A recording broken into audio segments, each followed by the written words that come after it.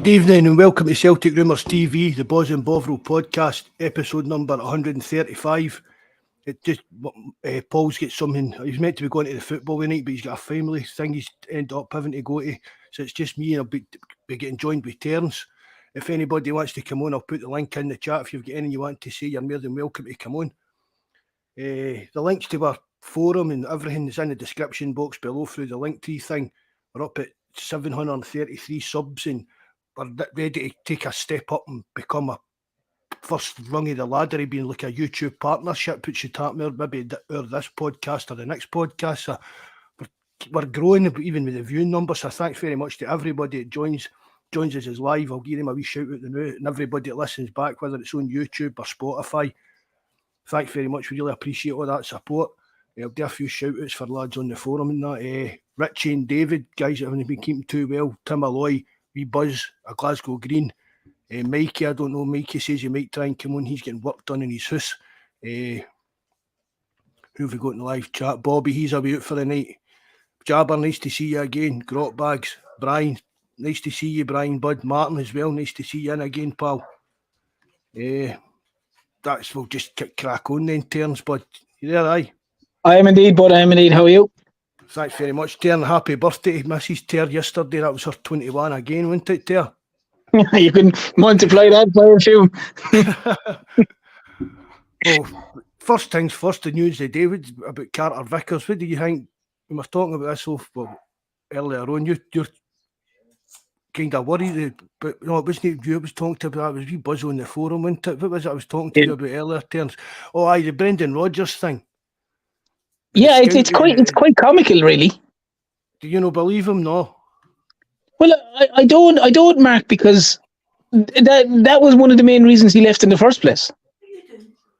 So like, if he's saying that he wasn't getting the players in that he wanted the first time round, and that was a major reason that he left, now he's kind of saying I just coach what I'm given. She's completely a 360 on the reason he left. Like, as I said, he left because he said he was looking for Castagna. Is it remember he went to Leicester eventually, and there was the John McGinn episode, whether he was there or not at the time. There was the time the Italian lad Panucci or something like that had actually landed in Glasgow, and there was a change in the contract, and then he got back on the plane and left. So Roger had specifically said that they weren't meeting his ambitions. That's what he said, and that was one of the main reasons he left. So how can he then come along and say that basically I'm only the coach, they're getting me the players and I'm just coaching them? I have a bit of a say. I have a say in what comes in, a little bit of a say, but it doesn't seem to be the case of going, I basically make the final call, or as good as the final call as to what players I want. So it's just a strange one for me, like. But do you think maybe it's the actual setup that is mere? He came in, but it kind of get explained to him what the setup was. He's seen that it is actually. I mean, because people went on about him. Oh, Rodgers, he didn't want to work under a director of football, isn't it? Yeah, football and that. But Leicester had a director of football. Maybe not be called that, but under some other guys. That yeah, different day. So maybe they always have a different type of day. I mean, they've explained to him what the process is and who's running it, and obviously he spoke to Mark Lowell and people like that before he's made his decision. Maybe he's happy with the way the setup is compared to the last time. It just seemed to be like whoever Peter Lowell really wanted to sign, who was the best deal that an agent offered them, really, wouldn't it? That seemed to be the. Yeah, and that's a very fair point, Mark. And maybe it is that he's coming in. He now can see a structure that, i.e., as opposed to his time, the chief executive, who has, with the greatest respects, has no knowledge of the football player per se, isn't getting involved in that side of it, and it's i.e. a guy who's qualified in that role, as in i.e. Mark Lowell, and if there's whatever other individuals are needed to be in it, and Mark Lowell, obviously from his Manchester City days, is highly qualified young man to be in this role. And maybe Rodgers is happy to see the structure that if it is Lowell and someone else and Rodgers, and they're having a general discussion. Look, Brendan, we've eyed these two or three guys that could be, if for argument's sake Rodgers is saying, they're saying, look, I really need a left-sided midfielder or a holding midfielder, and they've gone, look, we've got these 3 or 4 guys in mind. Do you know what I mean? And maybe, I'm assuming they sit down and have a discussion. Like and there's 3 of them. Like a kind of committee, kind of. Yeah, exactly. Yeah. Rodgers, Lowe, and I don't. Obviously, a finance guy's got to be somewhere along the lines when they're That talking about it. That McCoy fella, I think it's McCoy. Some comes in or something. I mean, when he was at Liverpool, one of the problems at Liverpool was that they'd a committee that decided on their signings, and he wasn't part of that, which I think strange. I mean, I'm not saying for a minute that Rodgers getting players as that forced on him. I'm not surprised at all. I've been saying it for years that the way a big club should be ran terms, you know that. So I'm actually quite pleased that Rodgers has come out and said that. Do you know what I mean? I can understand that. I can understand it as well. It just felt strange. I probably would have liked Mark if it was worded slightly different. Do you know what I mean? If it was worded because he has mentioned obviously Mark Lawwell, and he has mentioned that he's involved in it as well. But I don't know, maybe a bit more of it. Not necessarily. I don't want a breakdown piece by piece. But if he could have said, yeah, look, we have a panel, or there's a couple of us, we sit down and we go through everything and we discuss it, then you could kind of you'd understand it. And obviously, probably that's what he's trying to say. He mightn't have said it very well, but like that would appear to me what it is. Like you said, it's Mark Lawwell, Rodgers, and as you said, I think it's McKay or something, McKay or something is a finance guy, that they're sitting down and going, Rodgers and your man, and probably there's someone else with Lawwell, I imagine. Maybe one of the head scouts is there as well, and they're looking and going, these are the guys that we have. This is the general data, and as you said, Mark Lawwell done it at Man City for years. It's not as if he's done it with a small, you know, it's the City group. He's not done it at a small club, so to speak. You know, he must be good at it, otherwise wouldn't be doing it down there. Well, that's exactly. I said it at the time when we got Mark Lawwell in. People were saying, "Oh, it's jobs for the boys and stuff like that." But if you can get a guy of the calibre of Mark Lawwell in, because of who his dad is and because he's a Celtic supporter, I don't think there's anything wrong with that. Do you know what I mean? But if anything, he's going to be striving to do better because he is a Celtic fan. Aye. So in a sense, it's nearly, I won't say it's his dream job, but it might be up there with his dream job, that he's basically the head guy at Celtic to looking after the scouts. And, you know, like as you said, I'd say Mark, for all intents and purposes, without the definition, he's the director of football. Aye, I think so. I think that as well. It's certainly starting to look like that. And he's definitely in charge of the kind of recruitment side of things. The recruitment side of things. He's definitely the number one in that. I don't know how much he takes to get involved in like the training for the youths and stuff like that. But without a doubt, he's the kind of daddy. I can't call him the daddy really when Peter's here, but he's the main man when it comes to the recruitment side of things. And I mean, like, there's been a couple of blunders. I mean, every team makes mistakes in the transfer market. Do you know what I mean? You can't. But he's made more good decisions for us than bad for him in, without a doubt. Oh, he has, but as well, like Mark, like he is going to be guided in certain aspects of it with, you know, for argument's sake, the former manager, the Spurs manager, like he's going to be probably guided with him going, look, I worked with this guy, I saw this guy, I saw Kyogo playing every week, I saw Hatate playing every week, I worked with Maeda, I really need him in, we can get him for the 1.5 million, the 2 million, the 4 million, whatever it was at the time. And they're probably, and Mark Lawwell will have an insight into it as well, but they're obviously going to trust the manager's view on it to go, look, I really need these guys, and they've obviously scouted them for the period of time before they've come in. And so, like, I mean, you can't blame Mark Lawwell, for argument's sake, that Iraguchi has come in and he's got clobbered and he hasn't been able to recover from injury after that. You know, that's just unfortunate. You know what I mean? He had maybe a similar episode at Leeds. Maybe that was a bit of a red flag. But, you know, I wouldn't be blaming Mark Lawwell for that. But like you said, like if he's brought in 10 transfers, for argument's sake, 8 of them have been a success. Like, he's had a lot more hits than misses. Oh, big time, yeah, big time. Whereas before it was more misses than hits. But we're fans myself, we're frustrated about it myself, but it's not been as, I know we've signed a lot of what's that we've seen now? Is that 6 new signings this window so far? I think so, yeah. But I'm not wanting to use the word marquee signing terms, but surely there's a couple in the pipeline that's going to be. I mean, there's got to be a goalkeeper in the pipeline. We're not even going to get that again, surely, the night. But just something a bit different. Do you know what I mean? I think a name. Statement signing. Aye, a name, something that you recognise right away. Exactly. That's what I was going to say as well, Mark. I think it's a name that you need to recognise. Like, you don't have to go looking up YouTube videos and stuff like that. Yeah. Do you know what I mean? Yeah, someone that literally that the name is linked in or the name is mentioned, and people can kind of go, "Oh yeah, I know him." With the greatest respect, and I'm like, it's different if you had Michael, who is an encyclopedia of footballers. The guy, he's another level altogether. Like, you know what I mean? He's phenomenal, the guy. But like, to the normal Joe Soap supporter like me, like, I wouldn't have known any of the names of the guys that have come in. No. Do you know, I wouldn't, and with the great respect, I wouldn't have known hardly any of the other guys. Even last year, I wouldn't have known the Carter Vickers and the Jotas of the world, because I wouldn't have, you know, I wouldn't have really come across them. Whereas obviously, say for argument's sake, there's links now with the Wolves fella, and you'd know him. You know, whether he's that Daniel Prodance, is that how you pronounce it? Whether if he's the guy that they're looking at and he's the kind of the big names, inverted commas, then yeah, but that's someone that people can relate to. Whereas everyone else, you're not sure. Like, well, that's Rogers' idea about that Prudencia, whatever it is you pronounce it, and that Ryan Fraser. I mean, he did.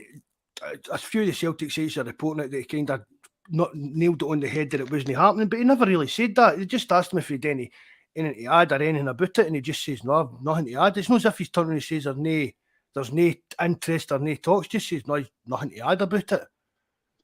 And I don't mind that, because I'd rather Celtic say very, very little, and then before you know it, the guy's having a medical. The biggest problem I have is where sometimes if it's suggested and there's possibly talks and they're looking and it's dragged. What happens then is teams like, and it's not that Celtic can't compete financially with the teams like your Fenerbahces, or if someone from the Dutch league comes in or something like that, or even the Belgian league or something like that. But I think sometimes it takes the player to what they deem a better league, not necessarily a better team.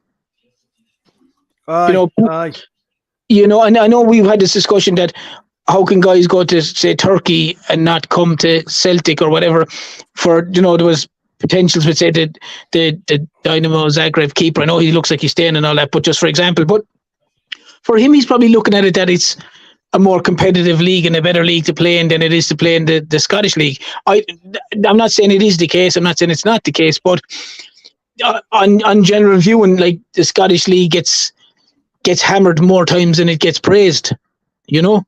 I mean, many times has it been quote unquote announced that Livakovic is signed for Fenerbahce? That's about 5 times this summer so far, and he's still no moved. Oh yeah, without a doubt, like, you know. And now, God only knows what the story is with that one, but yeah, that's the only thing is like in fairness, Celtic have got in the other lad, the Swedish lad for Starfield, which is good.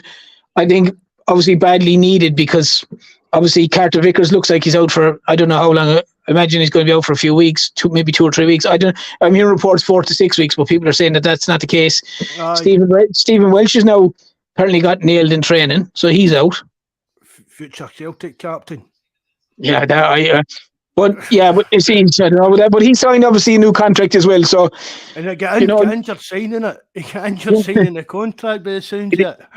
Yeah, but that's even a strange remark, because, and not if you're not to be funny, like, but pre-season you're potentially saying that he's one of the guys that's going to be leaving. Like, in my eyes, himself and Kobayashi were the 2 guys that you're thinking, you know, they're probably out the door. Like, because as much as I like Stephen Welsh is a little bit in the Turnbull mold for me, in a sense that he played really, really well last week and he came on.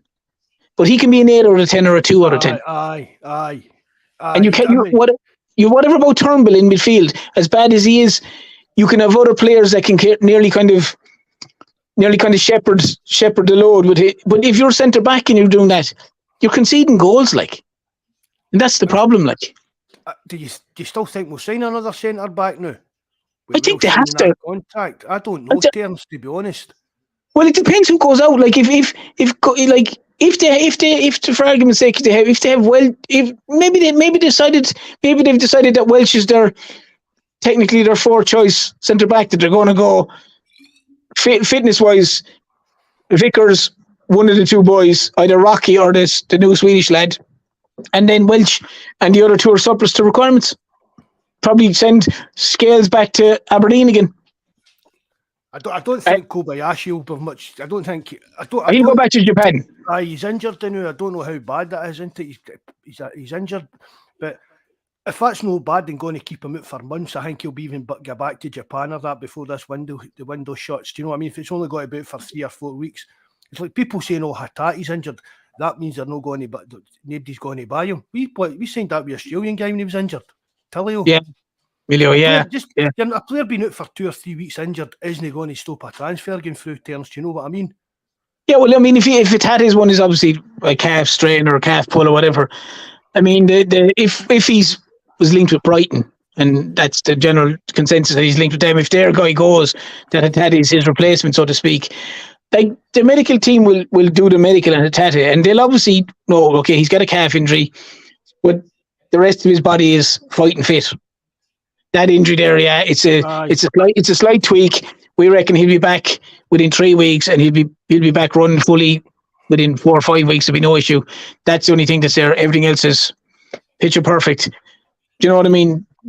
So yeah, I agree with you there, Mark. It's only a small issue if you're looking for a transfer for a player to a player, to a club like. But even just getting back to the centre back situation here with Welsh. I'm very surprised at it. I was surprised as well, to be honest. I really was. But is it? I mean, when Starfelt left, the kind of rumours was that Starfelt was leaving because he left. Rodgers was wanting 2 centre backs in, wasn't it? So we were all reading between the lines. The big Swedish lager bike and whatever came in, and we thought maybe that Javier Mbambiou, the Dutch guy. But, I mean, it's not as if Stephen Welsh has been offered a new Celtic contract because he had a good game last week. Do you know what I mean? These things take weeks, sometimes months to negotiate and get over the line. So it's obviously been a plan, like all along the line, that Celtic were going to offer Welsh a new contract. Oh yeah. Now whether it's a case, Mark, that, and I this is completely hypothetical, whether it's a case that they give Welsh the new contract, they do sign another centre back and send Welsh out on loan. Who knows?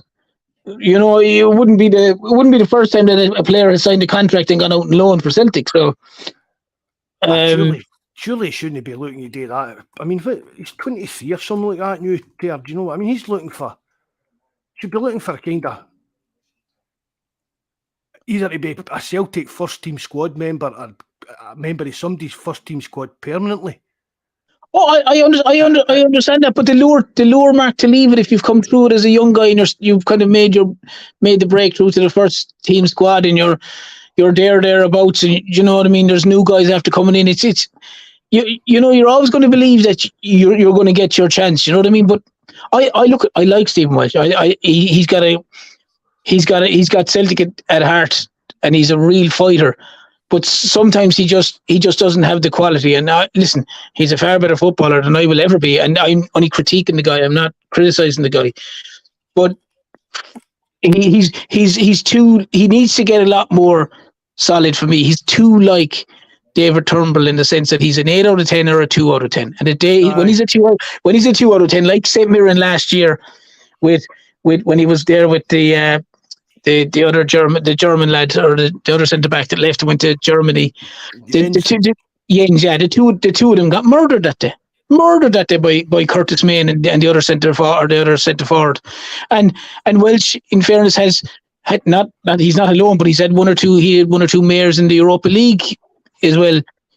So like, but he can have great games. Do you think maybe it's because he just kind of gets flung in all the time, Terence? He's not actually getting. And not just Stephen Welsh, was that maybe Turnbull's kind of problem? Maybe last season, the last under Ange, and maybe even a lot of the kind of fringe players, they weren't getting much game time at all. Oh, that can be a huge side of it, Mark, and I agree with that, and it's a very, very valid point. But the problem is that I have with it is that if Stephen Welch was an 8 out of 10, now 8 out of 10 this week, and he dropped to 6, you'd accept it.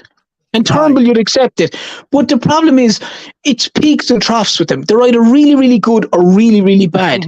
They don't have a medium, a happy medium in the middle where they're like you see, like for argument's sake, McGregor has played poorly in the first 2 league games, right? By McGregor standards, he's been poor. But you don't expect McGregor to have a poor game this weekend.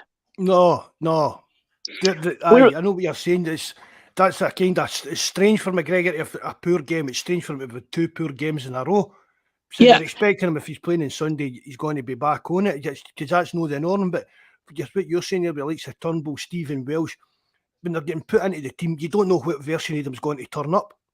Exactly. Like, as I said, if you name the team on Sunday and McGregor's playing and Turnbull's playing and Welch is playing, you will have people going, oh my God, Turnbull's playing again. How's he playing?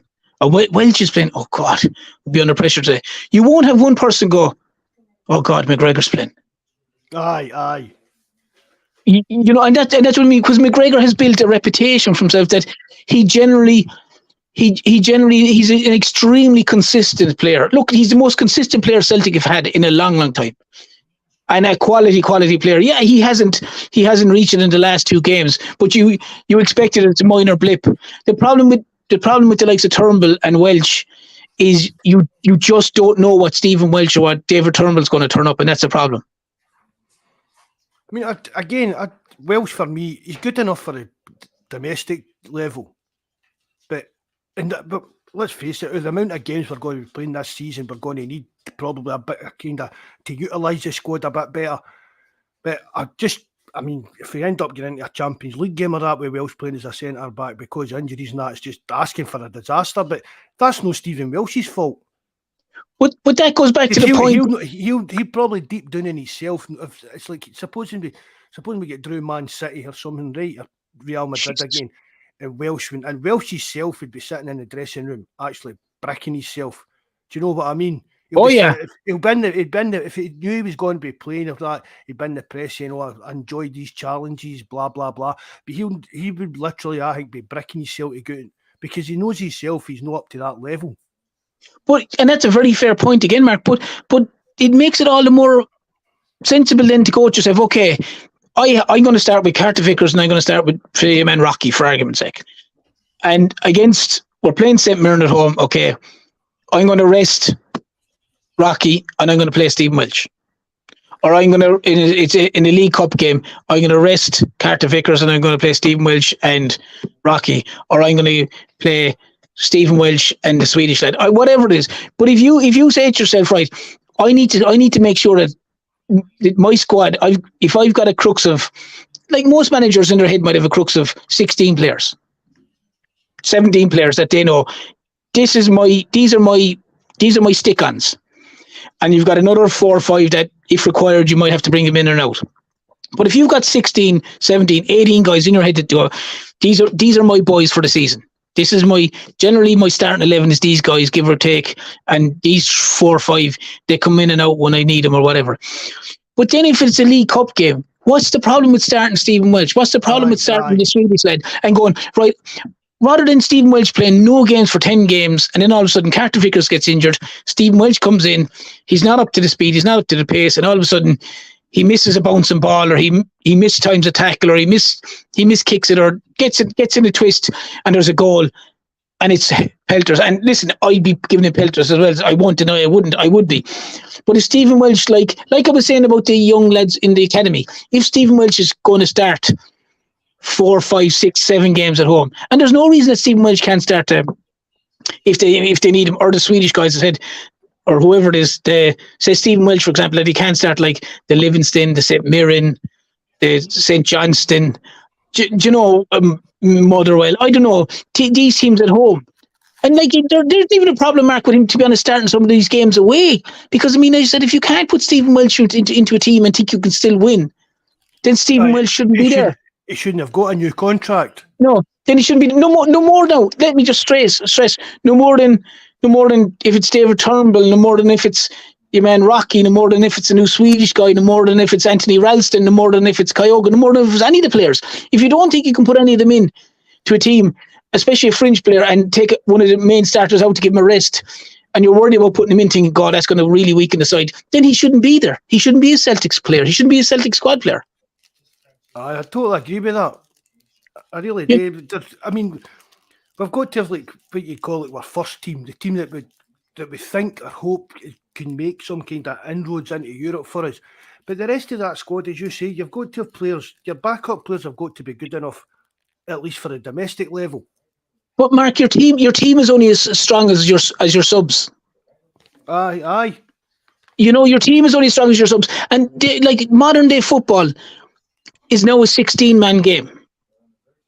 Five subs are made every single match. So it's a 16-man game. It's not an 11-man game anymore. It's a 16-man game. So you need to be able to go, I can take him off. I can take AJ off. He's kind of a bit of an knock. I could put on Anthony Ralston, no problem. I can take off McGregor, give him a break, and I can put on Holman in the middle. There's no problem. And the same with anyone else in the pitch, Kyogo, whoever it is. That's what you need to do. But if you're taking off Carter Vickers, or you're taking off Turnbull, or you're taking off O'Reilly, and you're putting on David Turnbull, or you're putting on Welch, and you're worried doing it, that's a problem. I'm not saying they are, but to the general fan, when you see some of those players, you do go, oh God, oh jeez, I hope he doesn't have a nightmare today. That can be the general consensus out of the mouth, rather than going, oh yeah, no problem, he's in there today. Wouldn't fear about it, like. I couldn't actually believe it when I read it, Terence, that Welsh had got a new contract. No, Jabber's like my Sky Sports, to be fair, correspondence, because he texts me on WhatsApp video or pictures of it and the whole lot. And I actually had to take a double take. I actually sent back a crying message, emoji to him or something. Like, I was very surprised when I saw Stephen Welch, because like that, you're thinking was that the end of it? Like, I texted Mikey just to wind him up about it. Look, there's the future captain signed a new contract. And he thought I was kidding him on. He thought I'd made it up. But I mean, yeah, there must be something in it. Maybe the guy just doesn't want to leave Celtic, as you said, Terence. Maybe he's been told, look, again, a kind of Turnbull situation. Look, there's your chance. I'll give, like Rodgers has said to him, you'll get a chance under me. It's up to you to take that chance. I don't imagine he's in great wages, but compared to footballing wise, yeah. And I seen somebody put it up earlier on. You've still got the homegrown thing for Europe and that to think. He said, did that come into it? But I just think it was a weird one, especially for his point of view, that if he'd offers in Italy, and there was even talking like teams in England and that being interested in him, that Celtics obviously offered him some kind of, I don't mean financial, but some kind of career incentive. Do you know what I mean? That Rodgers has said to him, I trust you. You listen. I'll make you a better player. Blah blah blah. But you would imagine he'd have to be realistically, Mark. He'd have to be realistically for choice. Oh, you'd think so? Definitely.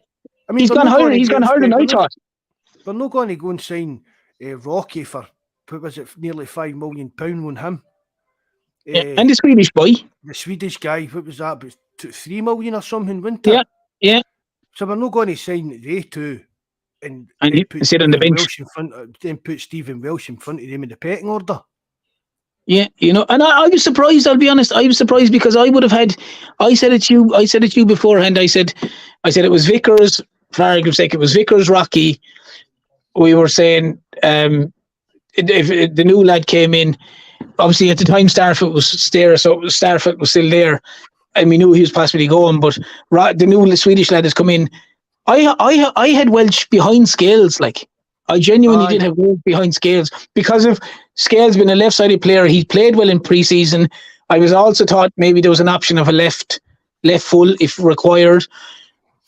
Obviously, Scales must be surplus to requirements, Mark. If Welch, you know.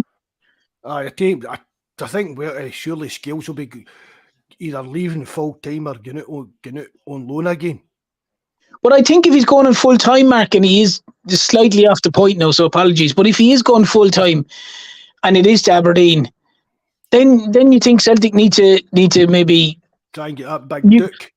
Yeah, exactly. They need to possibly use the scales as a card and kind of go scales plus whatever 2 million, 3 million, whatever it may be, if that's what they deem him to be. You know what I mean? But I certainly wouldn't be letting Scales. I would certainly be reluctant to let Scales just go on loan to Aberdeen again, because I don't think Scales will like Rodgers is here for 3 years. If he doesn't judge him now as a requirement for part of the squad, he's not going to judge him in 12 months' time as part of the squad. He's not going to go to Aberdeen and improve that much. He's going to become a Celtic first teamer next summer. Yeah, exactly. So I would be going, okay, strike while the iron's hot. If Aberdeen are keen on him, make negotiations with Aberdeen and say, okay, look, what's the story with this lad? Or if Rodgers could have someone else in mind, I don't know, but I'm just that lad in particular and say, aye. And say when I don't think I've not spoke to a Celtic fan that doesn't actually rate that Big Duke. I don't know if anybody in the chat or that doesn't rate him, but I definitely do. He works his socks off. They're jabber saying they want 8 million for him. And that's meant to be true, but doesn't mean they're going to get it. Yeah, but if they offered Scales in 3 million, do you value Scales at £5 million? No, you don't. But at the same time, like our Aberdeen series have got to get £8 million for a player. No. Well, Mark, look, with the greatest respects, like, I mean, their probably previous transfer record, I don't know what it was. It's probably 3 or 4 million. I imagine. I don't know anything about Aberdeen. Someone can, if they know, and any of the lads know, they can certainly let me know. But I don't know. But Scottish football in general, there aren't multi-million-pound massive transfers, bar it's Celtic or Rangers. They occasionally get a big move, but generally the money isn't colossal. So, like, if Aberdeen want 8 and Celtic go, well, their Scales and 3. That, you know what I mean? Scales in the current market is probably the way the world has gone in football is surely worth at least 2 million. Like, oh, definitely. Maybe 3 million. If you say 3 million and 3 million with, like, as you said before, you could do an incentive thing. If you go 3 million and 3 million for that lad, or 3 million with Scales, and go, well, do you know what? And if we get X, Y, and Z in Europe with his help, we'll parachute another million onto it or something like that. What, I don't know. Do you know the way they do all these X, Y, and deals? But you know what I mean? If they really want him, and then all of a sudden that's a 6-7 million deal. Do you know what I mean? But I mean, you can't say you can't fault him. But you can't say that there isn't even like a team doing an English Championship that Scales hasn't caught their eye last season playing with Aberdeen and would give you £3 million for him without a blink of an eye. Definitely. Like, my buddy now is a big Coventry fan. And they have a guy in the middle of the park, and he's gone to Sheffield United, and he said he was a cracking player. He was known as the Hammer. I know there's a Hammer across the city, so to speak, as well. But this guy was known as a Hammer. He was a German fella, I think and he was talking about, or a Dutch fella or something like that, going back to Holland, and he's wound up going to Sheffield United for something like 15 or 16 million. And he went from Coventry. He went from Coventry, like, and then again. Do you know, I'm just saying he went from Coventry for 16 million to Sheffield United or something.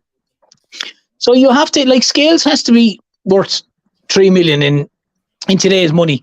And I said 3 million and 3 million. Aberdeen would seriously think about it. They probably would, but I mean, I know they've said, well, kind of, it's just the rumours that they're wanting 8 million for Duke, but I think even going with what Barry Robson's saying, he wouldn't. They're not actively looking to sell him as such. Well, that's Barry Robson. Aye, but not the powers to be. Aye, but I seen as well. But Robson came out and said, that Aberdeen, see all this film teams with loan players and stuff like that, and then next season you're back to square one and stuff. He came out the other day and says that's getting sacked off. If they're saying, don't get us wrong, if Scales goes in, he didn't write it off altogether. He meant having you're losing half your first team every summer. No, I mean, these teams like Kilmarnock and St Johnstone that load in players, hunt loads of players. Then next summer, they all get let go, and another new load of loan players come in and stuff like that. Robson says he's trying to get away from that up there. But and I can understand. I can understand that too. I was just going to say, but see the extent it's as if they're not actively trying to sell Duke. I don't know, £5 million would go a hell of a long way up in Aberdeen for signing players on a permanent contract rather than chasing some loan signings. Do you know what I mean? That's a hell of a lot of money for them. Even if they get £5 million for Duke or something like that, even them putting £3 million of that into their transfer budget, that's a big chunk for Aberdeen to have. Oh yeah, and even like I see Jabber there's obviously put up a thing there saying, like, he makes a very valid point. I felt like Calvin Ramsey went for $3 million to Liverpool. Do you know the lad with Aberdeen there? What was he? Just 2 seasons ago, a season or so ago, he was either right back or left back, and which I think he was right back for them or something like that. He was a tiny player, but he went for $3 million. So like, was that not that big pussy that Jota bullied?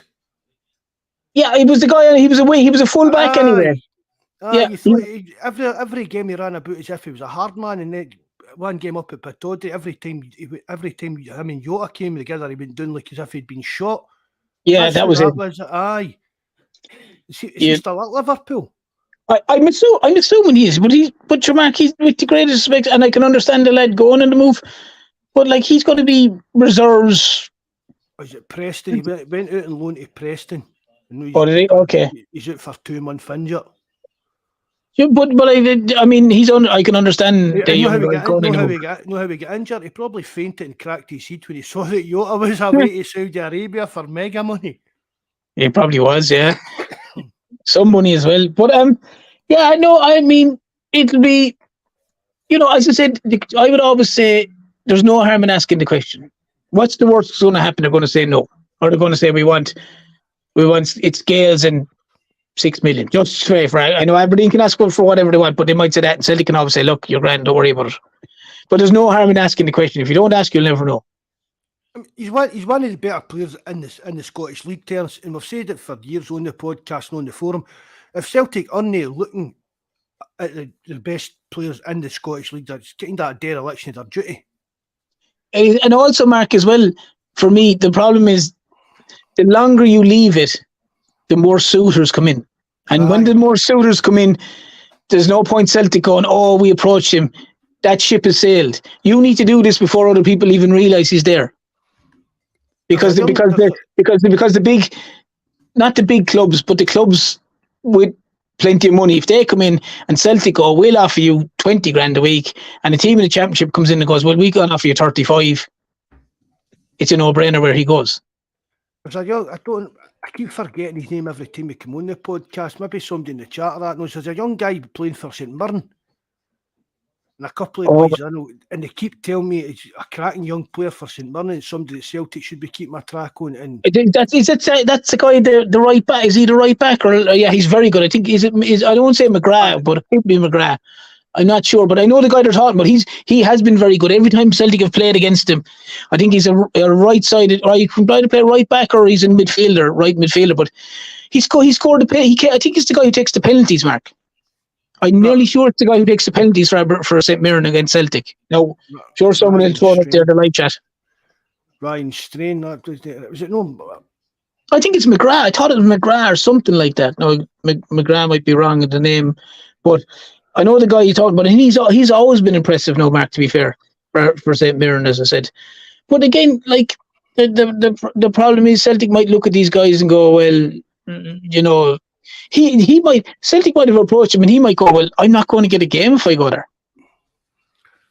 I don't know, but you don't know what way these guys think, because he might go, well, look, I'm going to play every single week for Aberdeen or for St Mirren. If I go to Celtic and if he's at the right back and there's Antti Ralston there and there's AJ there, am I even going to get a kick at the ball? Who knows? I don't know, but I know what you mean by that, but that's just what I mean. But there is players in Scotland that are good enough to come and play for Celtic. Oh, there's plenty of players there, Mark. But again, there comes back to, as I said it without repeating myself in the thing, there's a level of snobbery there too. Oh, like for argument's sake, I saw the one, like, it's actually a good point. bringing into that Ryan Fraser fella, the new guy with Newcastle. He's obviously ex-Aberdeen. Is that the right name, Ryan Fraser? Have I got it right? Aye. Yeah. He's ex-Bournemouth, Newcastle, and he's ex-Aberdeen. If his name wasn't Ryan Fraser, if his name had to be Jorge something, people would not be having the same impression of him. No. I mean, just see when he was leaving Aberdeen, there used to be a wee guy on the forum, and he was pure arguing with me and that, and he was going on about Ryan Fraser. He was a big, massive Celtic supporter. This blah blah blah, and nobody came out with in an argument. He used to play in a Subbuteo league with him, and he used green and white hoops as his Subbuteo team colours. Yeah, I don't know if that's true. That's what this wee guy came out eventually, and you can't argue back with that. You know what I mean? No. It's not that I seen him with Celtic taps on when he was a wee boy or that. No, I was in a Subbuteo league with him, but again, it's a. I don't think there's anything in that Ryan Fraser story at all. I don't know either. But what I'm saying is, I look at the live chat a lot. Most days I don't always comment, but I look at, or not the forum, I should say. I often read on stuff, and I don't always put in stuff. But like as I said, if that guy, his name wasn't Ryan Fraser, if his name was Jorge Manuel or something like that, and he was from Spain or Portugal, and there was a link like that, people would be jumping through hoops for the Celtic to sign him. But again, he's a Scottish player. He was playing with Aberdeen. He's playing with Bournemouth. He's playing with Newcastle. He's rubbish. Do you know? And that comes down to the. Is he rubbish? I don't know. Is he rubbish? I don't know. He's not that good terms, honestly. But he must be okay if he's played with Newcastle. He's played with Bournemouth. Like, he can't be all that bad. Like, he decent when he was younger terms, but Celtic can do better than him. That's my take on it. Do you know what I mean? Yeah. Well, no, that's fair enough. But what I was trying to say is, no, I do know what you mean. If I've not got a fancy name or costing crazy money and stuff like that right away they've not got a chance at Celtic. I wrote off Aaron Moy. I couldn't understand why we signed Aaron Moy. Right? Not many people couldn't back. Right, but he done a few good months playing for us and that, but people were a weaker team. That was one of the people were putting out there that were a weaker team for last season after losing the likes of Jota and Aaron Moy. The Aaron Moy one was a strange one. I don't understand how people thought that. Like, but I mean, how did that weaken Celtic? Aaron Moy leaving. Mark, if you were to name the Celtic midfielders, and realistically, everyone being fit, you'd be going McGregor, O'Reilly, Hatate. And if you were to include the current crop of players, you'd have Holm ahead of him. Do you know what I mean? Aye. He came in and done basically a stopgap job. Yeah. I'd have a Watt ahead of Moy. Do you know what I mean? I'd have James McCarthy in front of him. No, he had a spell where as you said, he had a golden run where he had a couple of great games where he did play really, really well for Celtic. No question about it. He did. He had a fine game in the midfield, but you know, I mean, the Jota one I can kind of understand. Aye. The Moy one, that's a non-runner to me because my argument would be, so you're saying that Moy is a better player than say the young lad Holm who's come in, who I think he looks a fantastic player. I really like the look at him, terms. I really do. And even he looks everything about him. Matt O'Reilly's after gone up about 5 levels since last year with the way he's playing. But that's the thing, right? See, if Matt O'Reilly was playing the way he was the new last season, would Moy have been brought in and get a game? No. He'd maybe been brought for the last 10 minutes. He maybe have been brought in, signed, but he wouldn't have got as much game time if Matt O'Reilly was firing on all cylinders the way we know he can. And there's even Turnbull there. I still think there was something behind this. I just see now that I say it all the time, man. Hindsight's a wonderful thing, terms. But see, when you look back and things that have come out, I don't think things were maybe as harmonious behind the scenes at Celtic under Ange than we thought they were. No, well, Matt, you don't have a player. There's only been, how many games gone the season? 2 games gone the season. Matt O'Reilly's already come out with 2 comments in 2 games. He was very, very clear. He basically interrupted the Sky interviewer With Turnbull, to make a point about Turnbull, and without naming the manager, he basically said that he should have been playing and he was overlooked in a number of things. And that was the second comment, because he had made another comment before that as well. A week before that, he had made another comment. I'm not sure I can't remember the general gist of it, but there was another comment. How Brendan Rodgers is more like he was more friendly, basically. Aye. You know, it was not. He was basically going, it was nice. It's nice that we have a manager that would speak to you. Basically, was what the general gist of the quote was. So there was no doubting that O'Reilly is quite happy that the Spurs manager's gone. You know what I mean? So yeah, I mean, as I said, like, you've got Turnbull, you've got Iwata, you've got McGregor, you've got Holm. You can't say that Moy leaving has weakened that there in any shape or form. No, you know what I mean. You mean you've got Matt O'Reilly there as well. It's a nonsensical statement to say that. You know, and even Yang. Sorry, I was just going to say, and even let's be fair about it. As much as Jota, this is exactly what I was going to say. Aye, that's what I was going to say. Yang. Sorry, go on, Mark. Go on. No, I know that's what you're going to say. That's what I was going to interrupt you to say. But people want this left winger. What about Yang? Yeah, and Yang has been superb. He's been absolutely superb since he's come on. He's been works his socks off, very direct, a big unit, like great feed. I mean, like look at what he done for O'Reilly's goal. I know. Aye. If that was Jota, people would have been going bananas, because they would have said, "Oh my God!" But he's one of those guys that would strike me that he will just work. Do everything for the team. He won't stop running from the minute he starts till the minute he comes off. You know, and I mean, as I said, the way he did his delivery, everything about it was like first class. You know what I mean? And I really like him. And you know, yes, Jota maybe had a bit of trickery about him, and he had that flamboyancy about him, and the whole lot. Maybe Yang again, he isn't because one's Portuguese and one's South Korean. There isn't the whole glamour side of it with it. But I think Celtic could have unearthed a real gem with this Yang. I really do. I mean, we've only seen like glimpses of him playing in that, but I like what I see. As you say, it just seems that direct. As soon as he gets the ball, that's him ready to try and get it forward as quick as possible. And that's what you want with a winger. And Jota liked his wee tricks a lot more than he. You know what I mean? His final decision making was a bit off at times, but again, Yang just seems that much more direct. It's not a case of I need to try and do something here. It's just a case of I just play this ball as quick as I can up that park, and that's what me done my job. Yeah, but as well too, Mark, for me, what I really like about Yang is like his work rate off the ball. If he loses the ball, he's not. And I'm not saying Jota was hands up in the air and the whole lot. He was a great player, Jota. I really liked him. He might not have always been the best guy to track back, but my God, you watch Yang, he loses the ball.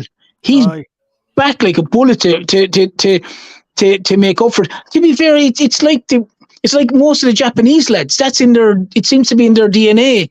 That, you know what I mean. Whatever the culture is, that they work really hard. Kyogo, he loses the ball, or anyone loses the ball, they really work hard to win it back. And Yang is no different. Like, you see him, he loses it, he breaking his backside to get back to make up for the mistake, or to win back the ball as quickly as he can. So, like I said, I really, really, really like him. I have to say no. Brian saying, I think the board are raging that they agreed to take some of the Japanese players who have turned out to be not so good on the say-so of Ange. I take it. I don't know if it's a very fair point. It's a fair point. They'll probably be disappointed with a few of them. I think they'll be disappointed in both fronts, Mark, because they've clearly taken these players on good faith, and obviously, when the individual then hightails it and leaves them there, and they're not to the quality that Celtic expected them to be at, now they're obviously a surplus to requirements, and Celtic are there left holding, caught with their pants down, so to speak. And it's like with the sign to fit into Ange's system. Yeah. Do you know exactly, what I mean? I mean, like maybe a lot of. I mean, Maybe Awata would have been one of the first names in the team sheet under Ange in his style. Maybe under Brendan, it's just not going to kind of suit. What's your take on Awata, there? I like him, but for the life of me, and I know I'll probably get hammered for this, I have no idea why Awata plays in defence. I think he's a defensive midfielder. He's really, really good at that. I mean, really good at it. He sits there. He reads a game well. He's a good tackler. He likes a tackle. He's a physical kind of guy you need there. I really like him, but for the life of me, I can't see. And I know he has played centre back, but I don't understand the logic of him playing centre back for Celtic because he looks about my height in the field when he's playing centre back, like. And he just not a centre back or a right back. No, he's neither of them, and that's what I'm saying. You watch him, and you see the ball. He's there and defending as a centre back, and you're looking, and you're thinking like, I'm there looking at him, going like, Christ, he looks like me me going back trying to defend the corner. Like, so he looks tiny in there, like compared to the other guys. And I'm not saying against all the centre backs, and you can watch. I don't know what height he is. Some fellas saying he's 6 foot or whatever. He doesn't look 6 foot to me. To be honest, he looks about 5'8" to me. To be honest, do you know what I mean? But I know he's probably taller than that. But everyone probably looks 5'8" to me. But because you're looking up all the time. Exactly. Yeah, I get a crick in my neck. But you know, I like him. But I like him as a defensive midfielder, Mark. He's not a centre back, and he's not a right back. 5'8" he is too. Yeah, you can't have a 5'8" centre back. Seriously, and all jokes aside, like you can't have a 5'8" centre back. Like it's The last small centre back I can remember is the fellow who played with, what was his name? Italy. Is it Cannavaro? Was it? And he was dynamite, like. But he was. See, he's that's one in a lifetime. But you know what I mean. But he was probably 5'10" anyway. But you know, Awata can't play. Like the Scottish League is a physical league. You can't play Awata centre back. It's proved it, Mark, because anytime he has played. When he's at that time against Curtis Main or any of the other games, they've just got eaten alive. Scottish game is quite a robust physical game. I'd rather Stephen Welsh there than him. Put it that way. Definitely. 100%. Maybe that's another one of the kind of reasons as well that Welsh has had a new contract. Because I mean, even with an injury crisis, who would we put in there? Well, as I said, if you'd obviously go, it's Carter Vickers and obviously Rocky, he's out. So now it's probably going to be, I imagine it's going to be Rocky and Welsh. No, Welsh is out. So they're probably going to have to start. They're probably going to have to start the Swedish ball tomorrow. I think, Sunday. They're going to have to start him Sunday, yeah. I think he'll start on Sunday. Well, he's going to be match fit. He's only after playing a match last week. So there's no, just throw him in. No need for him to be no fitter up to speed with that. No, it's just, look, the general game, he's going to be training for the week, so he knows the general concept of what way they want to play. It might be slightly different on that pitch. You know, but some first game of Scottish football, innit? Playing up Mac pitch, man. He's going to be going. He'll be back playing to Sweden by Sunday night. Yeah, he'll be paying the money himself. But you know what I mean? They paid $3 million for him, so it's a case of, look, yourself and Rocky are playing. But you have to have faith in those guys coming in, and Carter Vickers is injured, he's injured. That could happen. Anyone. You have to be able to replace a guy, put him in, and not worry about it. And to be honest, from all the reports that you hear of him, and the way Rocky has played so far, you'd be confident enough. They're saying that AJ is back training. Aye. So you'd still have, obviously, your normal Hart, the back four of Ralston, Taylor, and you'd put the Rocky and the Swedish lad there. Realistically has to be the back four, because Stephen Welch probably would have started if he hadn't taken a knock at training, because I think Jabber sent me a picture, not Jabber, I saw a picture, and Stephen Welch is apparently in a boot on crutches, so I don't know how true that is. I meant to be, but that's just a precaution. That doesn't mean it's anything kind of long term. Do you know what I mean? We've seen players get off injured, turn up with a boot, get into the dugout and been playing the following week. Do you know what I mean? It's just a precaution they take nowadays. Oh, I understand it, but I mean, it would definitely rule him out for Sunday, is what I'm saying. No, he's definitely out for Sunday. Definitely. So you'd imagine he'd have been starting on Sunday. I think that'd have probably been the plan, even up to training the day when he did get injured. Yeah, so then you got to look at who's, and it's, to be honest, it will give you really good insight as to who's on the bench. If Scales is on the bench, or like if whichever of the two, Scales or Kobayashi isn't on the bench, they're definitely for the chopping block regardless. Kobayashi's injured, I know. So is he as well? Oh, well, that's okay. Oh, that's good. So, well then obviously it's going to be Scales. It has to be. There's no one else unless. But this is where you go back to, obviously now Bosman Law is now gone and loan. Like, will they wind up sticking young Dane Murray in the bench? You don't know. Like, I don't know if he's even still at Celtic. You know what I mean? But you're down to the bare bones. Like if someone else pulls a muscle now, or pulls on that pitch, which is quite possible. If someone else gets an injury now in centre back, where do you go then? Like, you're in real trouble. Not necessarily for that match, but for the following week or two. Like, there, Brian said, I think there's a good few artificial parks in the Swedish leagues. I bet none of them's like Kilmarnock's, but yeah, but they're all good, Brian. In fairness, I understand the point. It's a very fair point. But there's no one outside. There's no one starting before the game, and the fella going out with one of those carpet things, pinning down the bit that's after flying up into the air, like. Fear. It gives me the fear Celtic getting up to Kilmarnock. It does, but again, I think you'll find that because of the pitch. That's the only reason. Just because of that pitch, it's just so. It's unreliable. It's unreliable, Mark. You don't know what the ball's going to do, but I think you'll find that Rodgers will. I can see Rodgers going a little bit more direct. I won't say route, slightly more route one, because they're probably going to go, look, lads, it's not going to be wet. It's going to be, it's going to be awkward to pass, and as well too, you're going to have players. Their first pass first touch is going to have to be dynamite, because like the likelihood of miscontrolling on that is quite high. You know what I mean? And I would also be saying to any of the defenders, and I know they don't do this anyway, but I'd be saying to any defender, like, if in doubt, do not pass it back to Joe Hart. I mean specifically on that pitch, like. Never mind if in doubt, just don't be doing it. Yeah, but like, my point is, if you think you can clear it up the line yourself, why pass it back to the keeper who's going to do the exact same thing? That would be my point. If the ball's coming to Ralston or Taylor and they're backtracking and they're going under pressure, I wouldn't necessarily say don't pass it back to Joe Hart. If you think you can play it up the line, play it up the line. Because if you're passing back to the keeper, he's going to do the exact same thing. He's going to hoof it up the middle. So I don't see a reason why the fullback or anyone else in that position is stuck can't do the same thing. I always thought that, but that's, again, just me. I don't understand the logic of the defender passing it back to the keeper for him to hoof it up the field when I could have done it myself. Aye, especially when you've got kind of distribution that Joe Hart's got. It's not as if he's only launching it. Aye.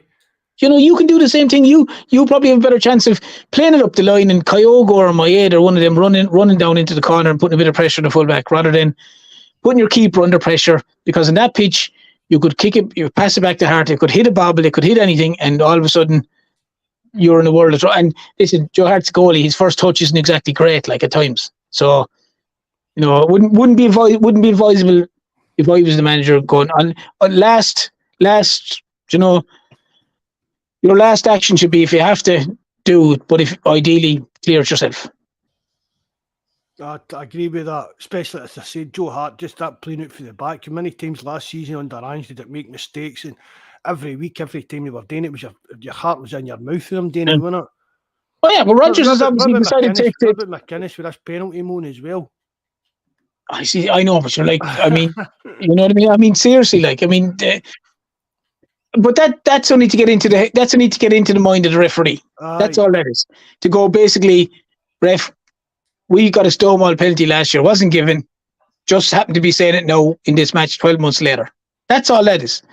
That's literally a psychology thing to get into the referee, that if there's even the remote bit of a contact inside the box by a Celtic defender and then the Kilmarnock player goes down, we're owed a penalty. We're owed a penalty. No, there's nothing wrong with it. It's good behind games by the manager, and it doesn't surprise me that he does it. But like that, and that's all it is. He's trying to put it into the head of the referee that on Sunday, that if there's contact made in the box and our player goes out, you'll be guaranteed, Mark. a Kilmarnock player will go down quite easy in the box. That's a given. Oh, aye. And all eyes will be on the referee to point to the spot, or the VAR guy to point to the spot. And if there's any bit of contact at all, even the slightest tug of a jersey or the slightest touch between leg and leg, it'll be given. I have no doubt it'll be given. I see the VAR team did you see that? Against the Man United game, yeah. They all got the bullet, yeah. How many times have we spoke about that, Terence, the accountability of these people? And that's, I mean, we sit here, but none of us are really any great lovers of the pub league, do you know what I mean? But they do it right. That's what I was going to say. They seem to be doing this kind of the right way. And if they can get that mic'd up stuff and that going, do you know what I mean? That's the Scottish game in general, Paul, Terence, they'll hate that. Because everybody's going to hear what they're saying and how they're actually talking about it, but that's what it should be. That's what we've sort of here and said. It should be a discussion between the three of them, but it should always come down to the referee's decision's final. Do you know what I mean? So the VAR kind of shout at me and explain to them, look, this is what we're seeing. Look at it again, and he changed his mind. But it wasn't VAR overruled them. It was just VAR pointed out what they saw, and the ref saw that the VAR people were right. Yeah, and you know, I that's it. I agree with you. Like, as I said to there last time, Mark, without going over all ground, but VAR is there to assist the referee. It's not to referee the referee. It's to assist him. It's to say to him, look, check, possible penalty here. You know, I think there's a possible handball, and the majority of times when there's an appeal for a penalty, the ball is generally gone out of play quite quickly. You know, and it should. But the biggest thing for me, Mark, in all of this football stuff is if there's that decision, the ref should be going straight to the monitor. That's what annoys me about it, the amount of time wasted. Well, VAR checks it and VAR checks. All VAR needs to say to the referees here is, we've got a problem here, come out of the monitor. No case you here, wait the minute we watch this 5 times and then we'll see if you need to come out and watch it. We've got a problem. You come out of the monitor straight away and we'll discuss what we see and what you see to the ref, and that's it. It's in the middle of the park. And I don't know how they need to, it really gets on my wick. They stand there and hold the earpiece into their ear. Oh, yeah. I know that's funny, like. Aye, because that's just for show. It is, yeah. Everything else during the game, so why do they need to stand? Because it's a case of what else have they got to do with their hands? Just stand there with their arms folded as if they don't know what's going on. But that should be it should be a 5-10 second decision that one of the VAR guys has seen something and wants the ref to come and have a look at it, and that's it. The ref comes in and looks at it. But as I said, Mark, without continuously repeating myself here, and lads getting bored of listening to it. I know. The rugby, like, is when that happens in the rugby, the referee and the 2 linesmen, they go down to the big screen. It's on the big screen. It's there in front for everyone to see. Everyone can see it. The referee is talking to the TMO, as it's called in rugby. You can hear them on the television, and generally he goes, "Look, I think there's serious foul play here. Number 5, we need to look at it. Potential red card or whatever it is, or like if it's a try or can I award a try or whatever it is." And they look at it and they see it, and you see them and they're discussing it live in there. And he goes, "Just see it from this angle. Yeah, you can see there's clear contact to the head. They have 3 or 4 of thing. There's no mitigating circumstances. He's done with force. It's dangerous, whatever it is." And the referee will go, "Okay, yeah. I think that's a red card. What do you think? Are you happy with that as well?" And the TMO generally goes, "Yeah, I agree with you. That's a red card." And they call the player and it's a red card. It's like it's done generally quickly. The referees come out. Can they come out in rugby like after the game even and explain stuff more? Because you think about it, we know what Scottish football's like. Even if you can hear what the ref's talking about, every single word is going to be scrutinised and examined to the nth degree to see. Is that a Masonic code word or something? Do you know what I mean? Is that a Masonic code word? Good night, Brian. Thanks very much for coming in, mate. We'll see you on Sunday night, bud. But normally, Mark, you see in the rugby, when there's that decision, the captain of the team is brought over. But the referee will call over the captain of the team. And he'll call, generally, if it's a sending off, he'll call over the player, say number 5 and the captain, and he'll go, "Look, all the evidence there, we've looked at the evidence. You've come in high, you've come in dangerous, you've come in at speed. There's no mitigating circumstances. You've led with the shoulder. It's into the head. It's a red card. And the captain is there explaining, and the captain might say, but he might have ducked down, and the referee will you often hear the referee going, no, it's a red card. But they'll explain it, and it's on camera, and everyone can hear, and the captain will be over, and the player will be over. And the same if it's a try, and the captain of the crowd who conceded the try, the referee's he's given out to the referee will say, no, this is what we checked it, it's a try, blah, blah, blah. It's very clear. Everyone can hear it, Mark, on the telly. You can hear everything on the telly that the referee is saying as to if it's a sending off or if it's a try or if it's whatever it's for, if it's a yellow card. So, like, as I said, I'm probably boring people to death. This probably sounds a bit stupid, Terence. I don't know if I've asked you before. Can you hear it over the tannoy you in the ground or that? But if you have it doesn't come out over the tannoy, but if you have the ear on your phone, you can get it in your phone or something. But do you know the way they have the ear things? The fellas can have the ear things, like you listen to the match and the commentary. Yeah. But the incident is on the big screen. Everyone can see the incident. Everyone in the pitch, everyone in the ground can see the incident happening. Like, it goes on the big screen. It's not on the monitor just for the referee. Like, so that goes up onto the big screens and that with the ref and the VAR's actually looking at. Yeah, that goes up to the big screen, so the whole crowd can see it. The whole crowd can see that straight away. And you normally hear all the jeers if it's a red card. You'll hear everyone going straight away. You'll hear all the noise because everyone knows it's a red card. They don't need the referee. Obviously, if you're watching it on telly, you'll hear the explanation from the referee clear as day. Like the referee's mic'd up, you see, so you can hear the referee the whole way. It's a far superior system. Anything that football's got so far, anyway, isn't it? Yeah, and and as I said, like it sounds a lot fairer and more balanced. Like, you're going to get decisions that you don't think are for you and against you, but that's sport. That's the beauty of sport. But it's very black and white. Like, they'll tell you why it's a try, they'll tell you why it's not a try, they'll tell you why it's a yellow card, why it's not a yellow card, they'll tell you why it's a red card, why it's not a red card. And to be honest, most rugby guys watching it will stand there and go, oh, that's a definite red card. That's a definite red. And it's nearly a surprise if it's not a red card. 99 times out of 100, the actual supporters agree with whatever the decision is. Even if it goes against them, they'll kind of still grudgingly accept it and say, well, fair dues. Yeah, they'll all know that. They'll all go, oh God, yeah, that was a bad tackle, all right.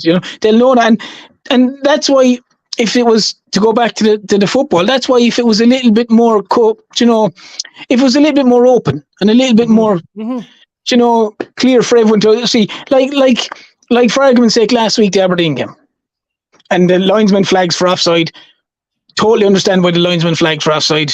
You can understand that. He's judging his human eye. He thinks a bad has gone offside, and if you watch it in real time, you're probably thinking, "God, I think he's offside." It's until the referee goes. And like the referee goes, look, whatever your man's name, the Dallas lad up in the box. Yeah, okay, there's a VAR check here, lads. Okay, just going to put it there. Like, I don't see a problem with that going on the big screen. I genuinely don't, because if that goes on the big screen and he goes, okay, I have it up here in front of you, and goes, yeah, there it is. Okay, there's the line. Look, from my side of it here, I'm looking at it here. He looks, he's clearly onside. If you can look here now, here it is. Or even put it on, if the referee goes to the monitor, if they don't want to put it on the big screen, the referee looks in the monitor, he sees the line drawn down, he sees a bad as a yard onside. He goes, yeah, no problem. Thank you. That's a goal. And they can discuss it. That's all. Like, I don't understand. Like, he's standing in the middle of the pitch doing nothing. It makes zero sense. It's all the big decisions. He's having no part in the decision-making process while they're up in that VAR office talking about it. I totally know what you're saying there. I totally agree with that. But it's not even that, Mark. He has no part in the big decisions. These are the decisions that are going to decide the game. If it's a penalty, is it a goal? Is it a sending off? The referee is having zero input into that. He's standing there waiting for your man to say, that's a red card, that's a penalty, that's a goal. He has nothing to do with those incidents. So the referee basically is refereeing all the other fouls. The linesmen, or whatever you want to call them, are doing the touches and the offsides, potentially. And the VAR guy is going, right, dangerous foul play, I can decide that. Penalty, I can decide that. Goal, I can decide that. The referee, who's the man in the middle, who's supposed to be the main man, seems to have no input into that. which makes no sense. It's VAR that's making all the final decisions on, as you say, the big decisions, whether it's a penalty or a goal or such. Aye. Instead of assisting the referee, it's refereeing the referee. Do you know? And I suppose it must put some of the referees under a kind of fair amount of pressure as well. Do you know what I mean? But that's part of their job. They've got to face up to that pressure. If you're going to be a referee at the top level in Scotland, you know. Do you know what I mean? You know what's coming down the chute to you, really, didn't you? Mark, if you're a referee in any sport, you know what's coming down the chute to you. You could make every decision perfect in a game and people will still criticise you. Because if your team loses, the referee was bad. He could have been good. But you're always going to find some people say the referee was brutal. Even though he could have had a fabulous game. But your team lost, referee was rubbish. Aye. It doesn't matter how good the referee was in soccer, rugby, hurling, Gaelic, whatever it was. If your team loses, now you're going to have people blame the referee. He could have been the best game ever. So a referee knows when they go into that profession or a hobby, whether it's amateur or whatever, that they're going to get, within reason, generally dog's abuse from someone. That's just part of the job, so to speak. You know, but as I said, I find it amazing that a referee whose main job is to ref this game, like that referee on last weekend, and that linesman, who I don't have a problem with what the linesman made his decision, but any of those other decisions that go on in games, if it's a penalty, it wasn't a penalty, that 5 years ago he has to make that decision. Now that decision is out of his hands. So are they trying to basically wash the referee's hands of any controversy? Well, I've said, Terence, even for the very first time we ever spoke about VAR and stuff like that, one of the basic rules of any football in any sport really is the referee's decision's final. Yeah, but it's not anymore. Aye, and this is not in football. Away from that. Not in the football, but in fairness, I think again, go back. If you watch the Premier League, I think in the Premier League they have a tendency to go and look at it a lot more than they do in Scotland. Aye. They generally take it upon themselves that there's a VAR decision. You see them; they generally go over fairly quickly. Whereas in Scotland, they're quite happy for your man upstairs to make the decision. You know, which is wrong. Anyway, enough about VAR, man. It does. Many teams is that we've rapped on about it for hours. So Sunday, what's your team for Sunday, Ter? Well, it would be obviously Hart, Ralston, the Swedish lad, Rocky, Taylor. I would be going, obviously, it would be me. I'd be going O'Reilly, McGregor, Holm. They'd be the three in the middle.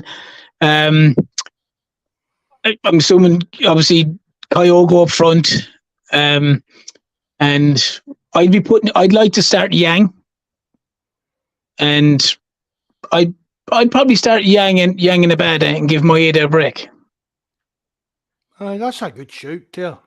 I'd have went with that as well, except I'd have probably just said Maeda, but putting Yang in for that, again, it's how these players are going to react to playing on that pitch as well. Do you know what I mean? That probably comes into the thinking on it, doesn't it? Oh, it does, yeah. But I'd like. I said, do you know what I mean? I mean, I think he deserves a start. It's not the ideal game to start him in the sense of how bad the pitch is. But I would certainly like to give him a start, because I'll be honest, Mark. I think, and this is not trying to be disrespectful either, but I think technically he's a much more technical footballer than Maeda. If you watch Maeda, the Aberdeen one before O'Reilly does score, like if Maeda had gone any further left, he'd have gone out the gate. Do you know the ball? Like he must have made 5 poor touches before he even took a shot, which was a miss-hit shot.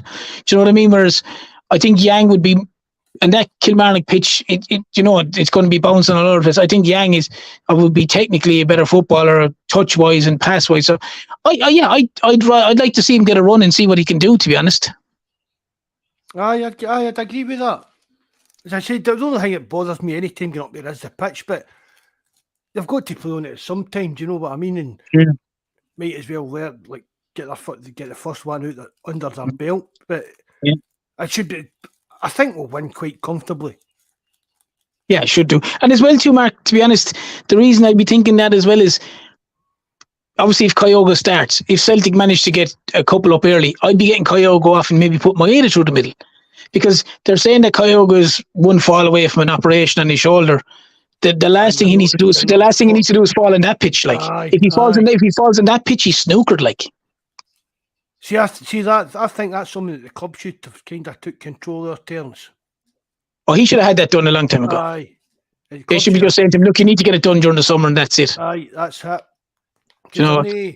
As you said there, the talk is if one bad fall and he could, I don't know how long it could keep you out for, but 4 or 5 months if he kind of dislocates or actually breaks his shoulder bone or something like that. And it should definitely have been something that was sorted during the summer, whether he wanted to do it or no. Because at the end of the day, he's the main striker for the club. The club's paying him a hefty wage every week, and the club should be able to say to him, "Look, no, we can't mollycoddle you through this. It's not the end of the season where, like Carter Vickers. Yeah, everybody knew Carter Vickers had a bit of a problem after the game at Ibrox. It came out right. That's it. Carter Vickers' his season's finished. Do you know what I mean? We're only a couple of weeks into the season, and we're already worrying that the next bad thing would be Kyogo's shoulder. Because, I mean, we're going to Ibrox. You know what's going to happen there, didn't you? He's going to get clobbered. Aye, right away, clattered. Lundstrom or someone's going to come ploughing into him. And that'll be him. Yeah. As I said, my dad would have always said, he who pays the piper plays the tune. Aye. You know, so as I said, I agree with you. And that is the issue. And Kyogo is such a slight figure, as in build-wise. Like, you know, there's a real... Like, there's a very good chance that he will get clobbered. Like, listen, he will definitely get clobbered in the eyebrows. But it doesn't even really need to be clobbered there. So just a normal shoulder to shoulder, and he's down, and that's it. Like, I know it needs him to fall, land the wrong way, and that's him out injured. Yeah, and then as I said, you're left with Maiden. I definitely think that's something that the club should have forced him to get done during the summer. I don't know. I don't understand that. It's something I will leave it up to him. But that's just absolutely crazy to come out with talk like that, I think. Well, for argument's sake, the window will be closed and then we'll be playing Rangers. If he gets clobbered in that game in the third, and as you said, he's out for 5 months, now you have who's out injured for a couple of weeks. You could have Kyogo if he got injured. Hopefully he doesn't, but if he got injured, he could be out for an extensive period of time. All of a sudden technically, you have no striker. You have Maeda, who they'll play through the middle, who, let's be fair about it, he isn't a striker. You know, he plays striker, he plays that position now and again for Japan, but if you looked at his goal-to-game ratio, I'm sure it's not that high. Aye, but it's not actually an out-and-out striker, Terence. It's more of a all over the place. Like, yeah. It's that false 9 role that he plays for them. Yeah, well, there you go. But whereas Celtic then will, in a sense, you'll nearly have to kind of, I don't know, would you have to change the formation or what way you'd play it? I don't know. It would bring an awful lot of, unnecessary awkwardness, because you have a fella who's 20-odd goals a season and all of a sudden he's gone, like. You know, so it's a big risk, like. I mean, I still do think that we should bring in a striker during the window. I do. But yeah. I'm not meaning, we're not going to buy a first choice player to take over for Kyogo or that. Do you know what I mean? But as I've said before, like, see that Antonio for West Ham?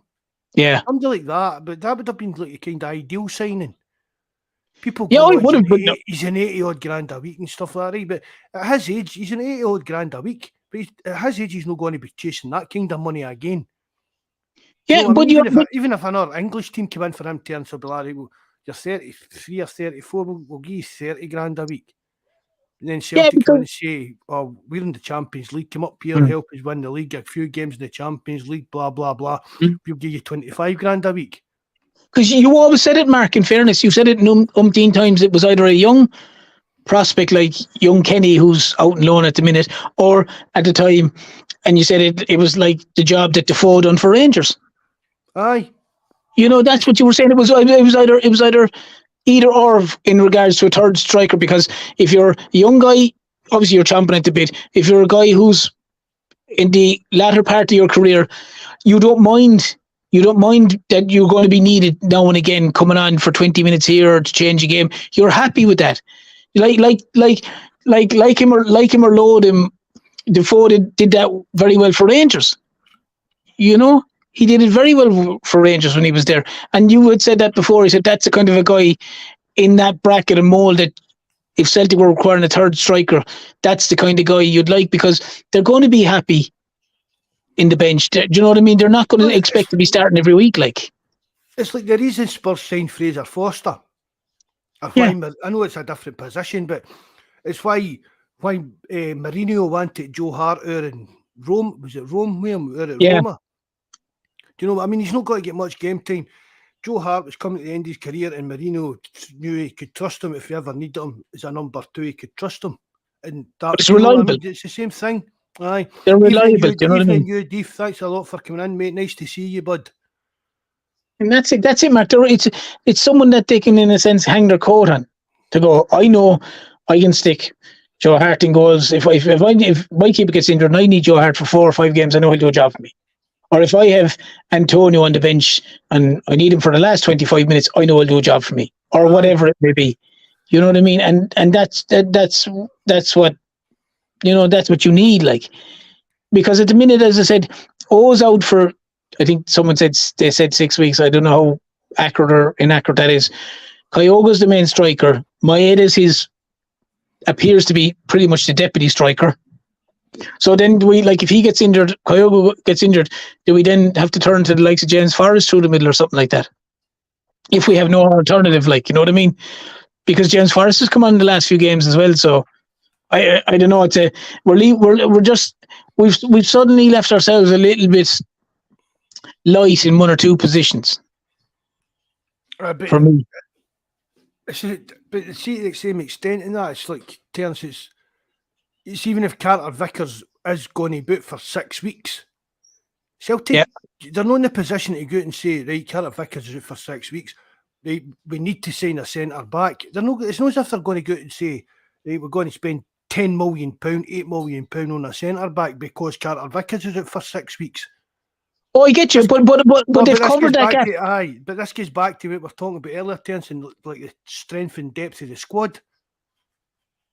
Celtic's not going out to buy a player. Celtic's not going out to spend £6 million, £7 million on a player that's not going to be first team ready and looking to get as much game time as possible. Blah blah blah. Do you know what I mean? There's no way Celtic's going. Even if Kyogo went out and get injured in the weekend and Sunday or something like that, do you think Celtic would it change the plans of the club? That's what I'm trying to say. Do you think any of these injuries have actually changed any of the plans of the club regarding like incoming transfers? It's hard to say, Mark. It's hard to say, but I do think if Kyogo got injured and it was a long injury, it would change the plans. It would have to. Because for me, if Kyogo fell on his shoulder on Sunday, for argument's sake, and he dislocates it and they said he could be out for 5 or 6 months, or 4 months, or 3 months, whatever it is, that's a significant period of time with your striker gone. That means you've got who's going to be back in maybe 3 weeks, 4 weeks, whatever it is. But if Kyogo's gone for long term, that's Kyogo gone for a majority of the season. That then does change your mindset and go, okay, we do need another striker in, and possibly a striker that will start. Whereas if Kyogo is not injured and is there as well, they're obviously going to play Maeda, so they're not going to bring in a third striker, but there's still that room for manoeuvre to go to the guy we were talking about, Mark, the guy to come in that will, if you need him, he's at towards the end of his career, you're 32, 33-year-old. That's what I would say. I was certainly not, there's no way Celtic will go and spend 5-6 million or whatever it is, and even 4 or 5 million on a third striker. I understand that because they have Kyogo, they potentially have Maeda through the middle, which they played in the last 2 games. So that's what Rodgers sees as well. But that aside, if they weren't doing that, that's what I would say. I would go down to like a journeyman, so to speak, striker. That's aye. You know, that's the right term. But I know they're not going to do that because obviously with Maeda through the middle, that's their third striking option. I think as far as I could say. Aye. Even if you were pushed at that, you could probably try a batter through there again. Yeah. Into You could, easy. You could, without a doubt. I think that's a given. Question for you, Mark, off the Celtic side. Well, not off the Celtic side of things. What's your take on the? Sorry now for asking this question, but what's your take on this ticket nonsense again? Look, it's the same as always, Terence. The media and the press are all twisting this to blame it on Celtic. Yeah, I've seen that as well. It's And crazy. Like, aye, and it's, I mean, Celtic's never told Rangers they're not getting tickets for Parkhead, Celtic Park. And they've yeah. offered Celtic tickets, and Celtic just said no because of what's been on in the past and the safety aspect of stuff. And now all of a sudden Rangers have kind of twisted this, and the media's twisting it to Rangers' point of view. Celtic's done nothing wrong on this. But it was always going to 360, Mark. Like it's as I said, 750 tickets, as I said to you there recently, is 1.4% of Ibrox capacity. 1.4% of Ibrox capacity, and it's something like this is 750 now. It's something like 1.2% or 1.1% of Parkhead. The nonsense that's going on about it is farcical. And they're talking that Rangers said that they will want their allocation. If I was Celtic, I'd simply say that it's not safe. Like, the notion that they think that they're saying that we can put up a net, we'll put up a net is nonsense. They say that Ibrox said we can put up a net. If you have to put up a net, then it's not safe. Exactly. What about the people leaving the ground? What about the people it's not safety in the ground, it's safety going to the ground and coming from the ground. That's also an issue. It's a safety in the ground when the police found baseball bats and golf balls and stuff like that they don't see, because Celtic, like the Green Brigade, didn't set up their tifos and stuff like that. Do you know what I mean? Yeah. And Rangers let the Union Bears do that. And yet the last game at Ibrox, we Union Bears, they'd have planked all these weapons in the stadium. Yeah, I heard that. Imagine that was the Green Brigade that the police fund that stuff. There'd still be headlines of that in the papers are here. There would be, yeah. There would be, like, but it's just farcical, Mark. That it's I agree with you that it's now seems to have turned to 360. That it's like there was obviously I saw it in the thing that there was, I'm not into Twitter now, but obviously the Twitter thing of the fella saying that if Celtic won't give the tickets, the match should be forfeited and Rangers should be awarded a 3-0 victory and all that. Yeah, I saw that. But if I was Celtic, I'd be turning around and going saying it's not we don't feel it's right from a safety point of view. But what I have to also say, Mark, is it's about time Celtic as a like the chief executive or someone with a high power comes out, even if it's Peter Lawwell, someone needs to come out and make a statement on this and nip this in the bud, because Celtic are starting, like, Rangers are doing all the talking on it. You man, the chief executive fellow for their side, coming out saying they want fans and all this and and all the rest of it. Celtic are just being quiet. There's now a time where Celtic have to come out and go, no, this is not our fault.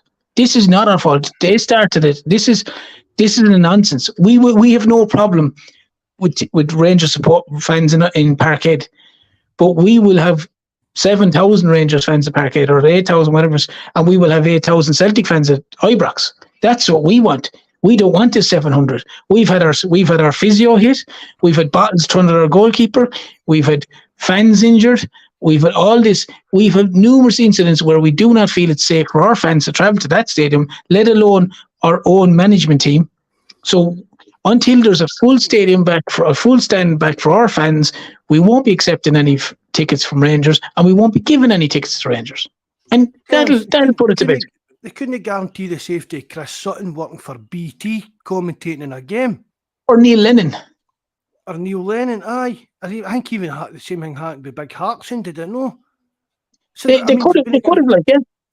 So no, it's like they've not got a leg to stand on it, and I don't. I mean, Celtic.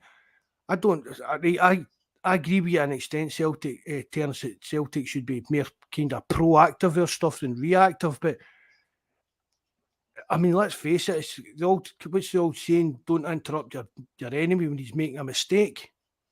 I mean, Rangers are just digging themselves into a hole, and they've done it for years. Anybody with half an ounce of sense. Can you imagine a club doing in England, say Man United or Liverpool, or that acting the way Rangers have acted?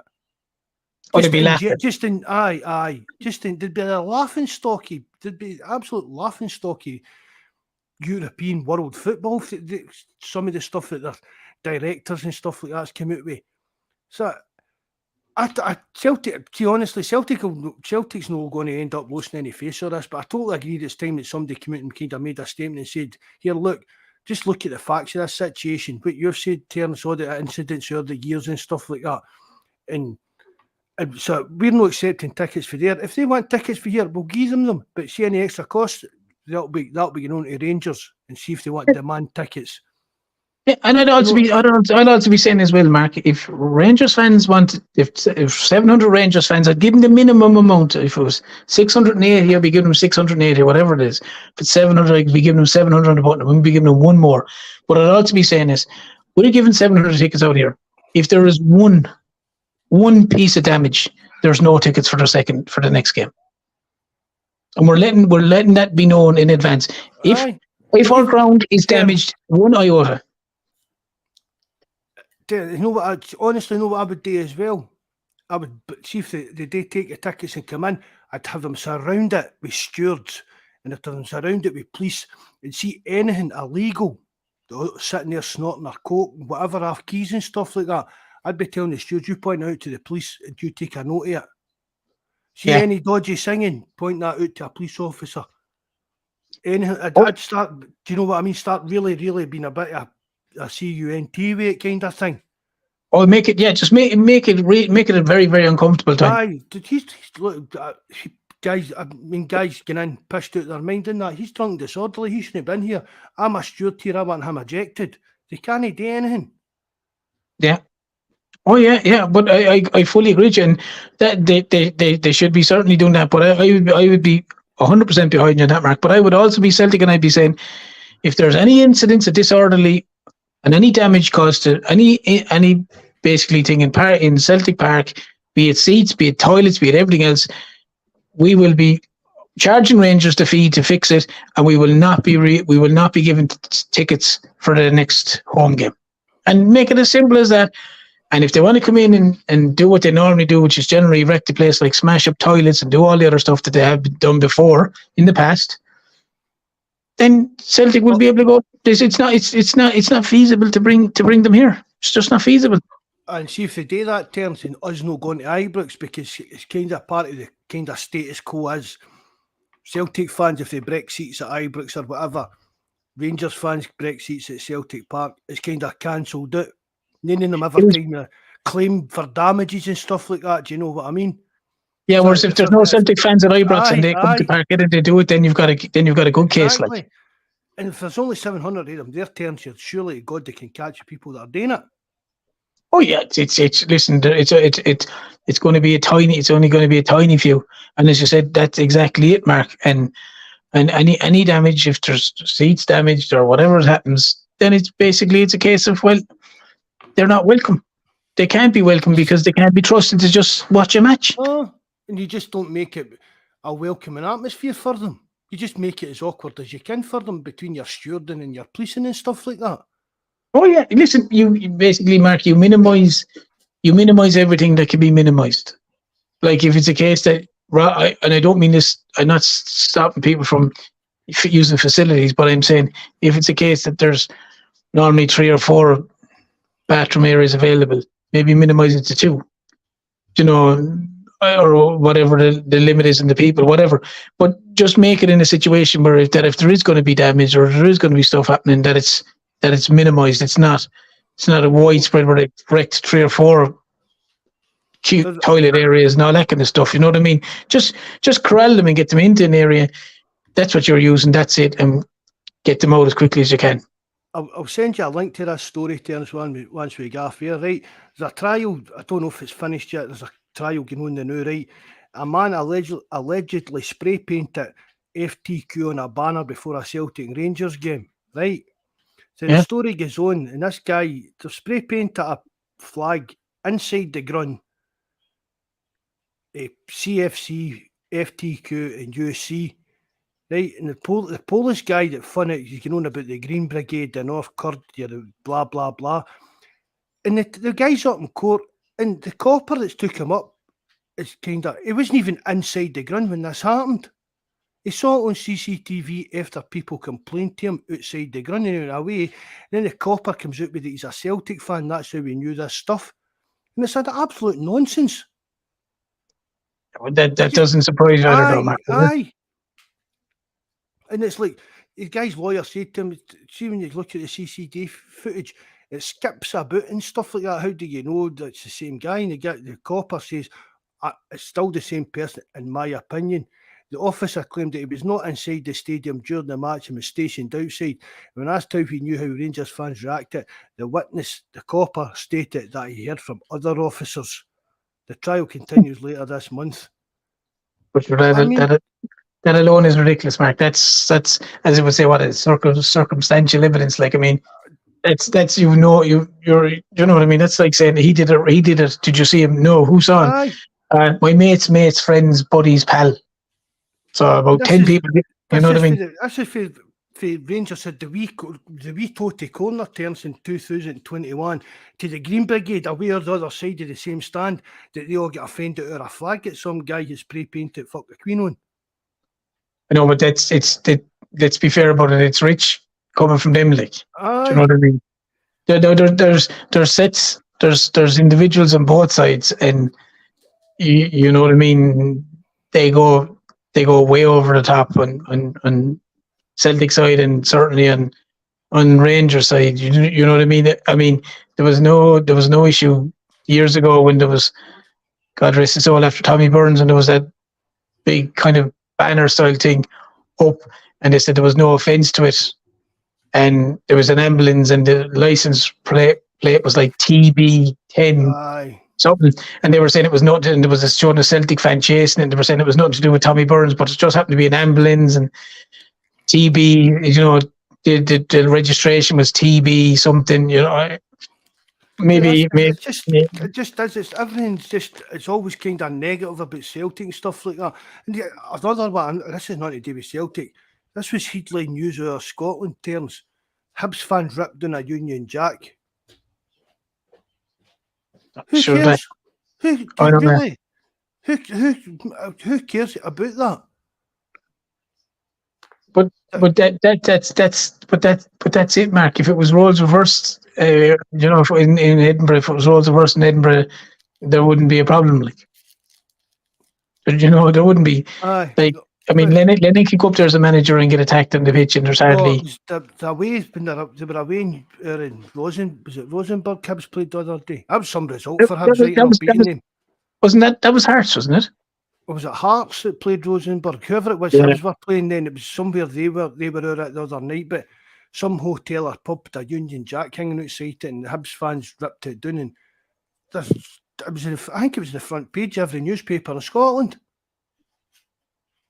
And yet, sure, you know, it doesn't make sense. Like videos of Rangers fans out there throwing money at Wayne's and calling them all sorts of names in that and stuff, and you need to dig about the internet to find it.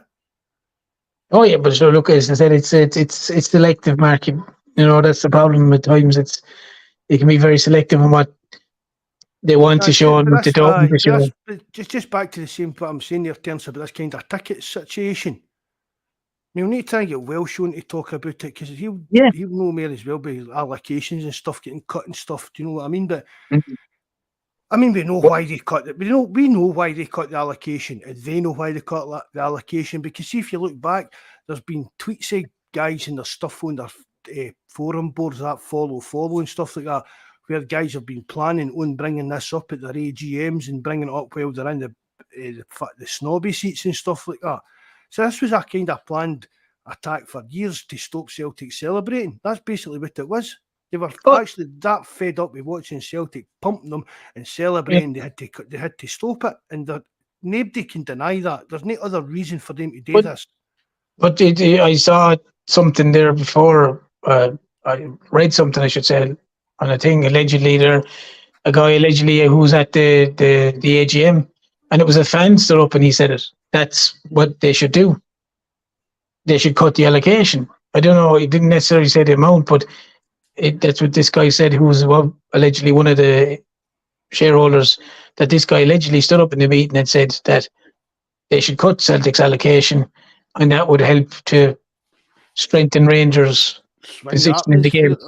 Yeah, but as I said before, Mark, we were discussing this as well. like people have said it, the nonsense that comes up with the season tickets and all this. It's a ridiculous answer, because I would argue the point with any fan, particularly any sensible Rangers fan in it. When Rangers, and I brought this point up before, when Rangers were winning in the late 80s and early 90s, they were the dominant team by a country mile, winning all the titles. They never once cut Celtic's allocation in Ibrox. Not once. No. You can't tell me that the demand for season tickets is bigger now than back then, when Rangers were the dominant force. They were in European Cup semi-finals. They were winning league after league after league. They were winning cups.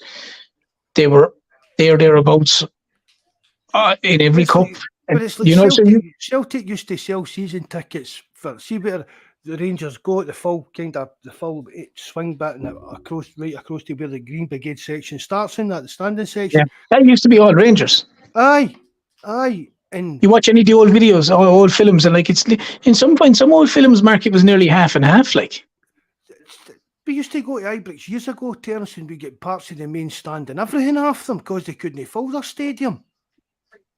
Yeah, you know. Right, but see that, but I'm talking about behind the goal, right? I've had pals that bought season tickets in there when they first came out, when the stand first opened, and they never get tickets for the Old Firm game, and they probably I don't know how they're now, but they probably still don't get them for the derby.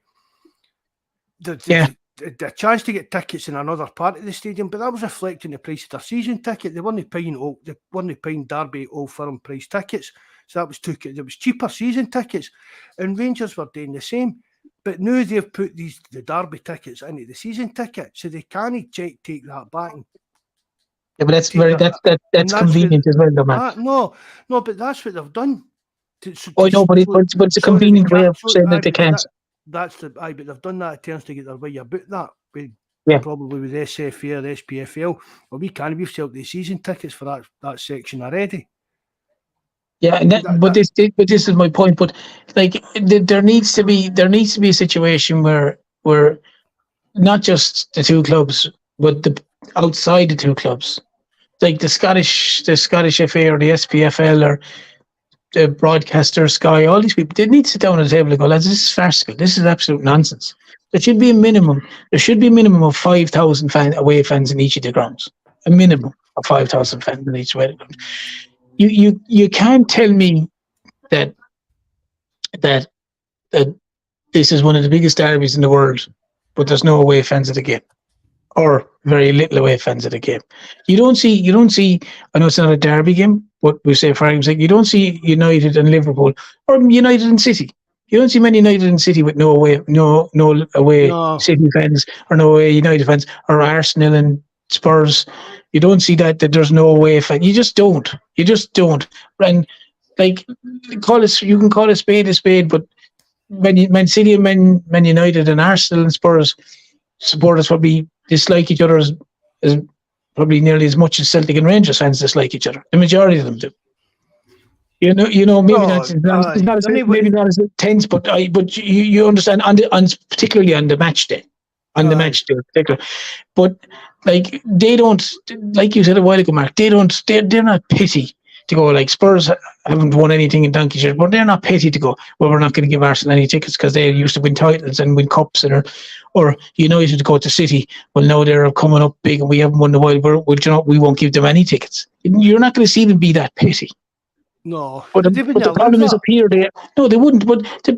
But down there, Mark, the English FA, they'd step in. Sky would step in. They'd all step in and go, no, you're not doing that.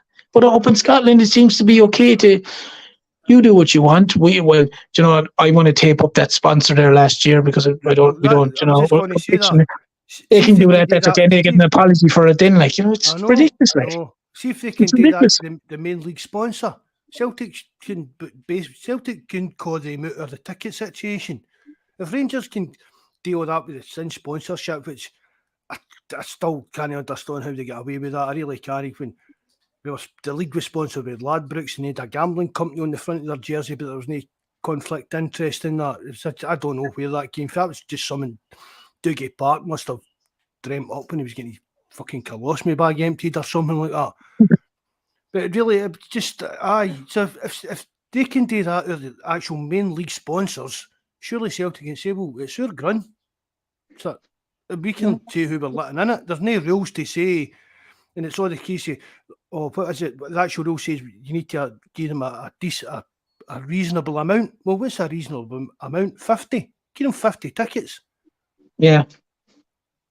Oh yeah, it's embarrassing. Just be as petty as they are. Do you know what I mean? Because when the tooth comes out in the wash turns, it's them that comes out. It's them that look like the idiots again. That's what I'm saying. I would literally turn around and go, you could turn around and go, okay, what's the minimum amount of tickets we can give them? And if it's 400 tickets, we'll give you 400 tickets, like you just said there. If it's 300 tickets, we'll give you 300 tickets, and just say, well, we've sold a lot of our tickets. We've sold these in season tickets, so there's nothing we can do about it. So sorry. Right, as I said there, the SPFL rule or the SFA rule, whatever you want to call it. Right, the rule is you've got to give them a reasonable amount. Hit the ball. That's pretty open to interpretation. Hit the ball back to the SFA or the SPFL and say, right, what's a reasonable amount? Yeah, you tell us the figure. Because see, whatever they do, whatever they turn around and say to us, you would have to say that the same to them. Do you know where I'm going with that? It would apply to all the rest of them, because it would apply to the Hearts, it would apply to Hibs, it would apply to all the rest of them.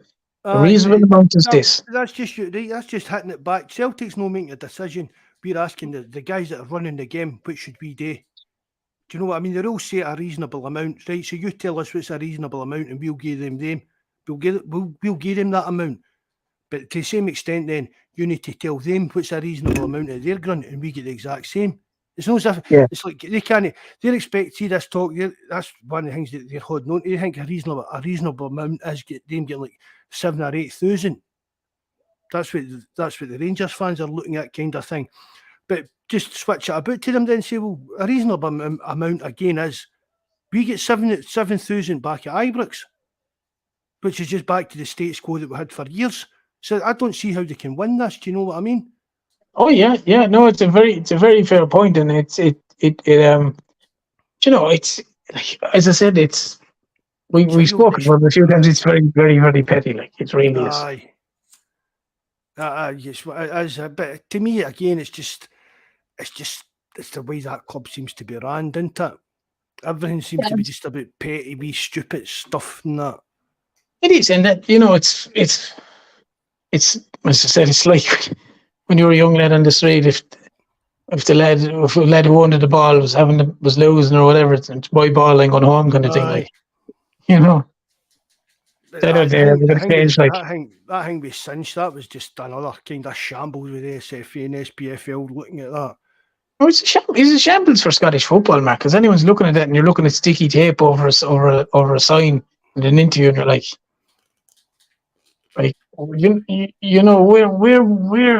where would you get that? Like, you'd get that nowhere. Like, if a team in the Premier League tried that, they'd be told, get a grip on yourself. Like I said, people, I know fellas, a lot of people wouldn't be into the Premier League, and I don't really watch it myself.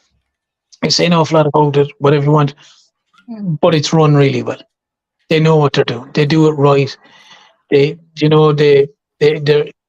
try to improve it as much as they can. They try to make it as glamorous as they can, and they have made it the most high-profile league in the world. There's no question about that. And they keep trying to get it better, with whether that's with the money that they're bringing in, or the way it is now with the VAR and the referees. And whereas like there's stuff that up in Scotland that goes on at times, just it wouldn't even be tolerated. It wouldn't even make the papers under, because it would be nipped in the bud so quickly. But it's acceptable. It's acceptable in Scotland, and that's the problem. And that's why then you look at Scotland, and you look at the Sky Sports, and you look at all that, and then you see deals of 10 million a year or whatever, or 30 million for the few years, whatever. And then you look at the Premier League. I know not comparing like with like now, but there's one that is billions. Yeah, how can you demand that any broadcaster pays X, Y, and Z for the Scottish product when it's run the way it's been run? And the powers to be, the Scottish FA, the SPL, whoever, all these people at the top of the helm, they have massive questions to answer as to how they're allowing a lot of this stuff to go on. Like, and that's because at times you kind of question: are you really running it, or is there certain other people running it? It should be definitely things like they should all be around.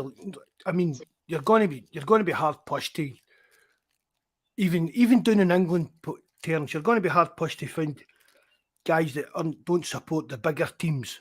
Do you know what I mean? Oh, of course, yeah, I get that, but Aye, but there's got it's to be not a as one sided. no, and there's got to be a balance there. It's like, I mean, I don't even know who actually who is it still Barclays that sponsors the pub league? I don't know. We would assume it is for argument's sake. But just I mean, imagine Barclays was sponsoring their league, right? And Someone Man had Lloyd's, United, Man United that AIG, but they know a bank. their insurance. All right, but even something like that. But can you imagine if Man United Lloyd's. done and says, "Oh, we're not going to do this because the league Yeah, if sponsor United- with them," we're not. The Premier League wouldn't accept that in a million years. No, if Man United, for argument's sake, you said were Lloyd's TSB, they're a bank in England, Aye.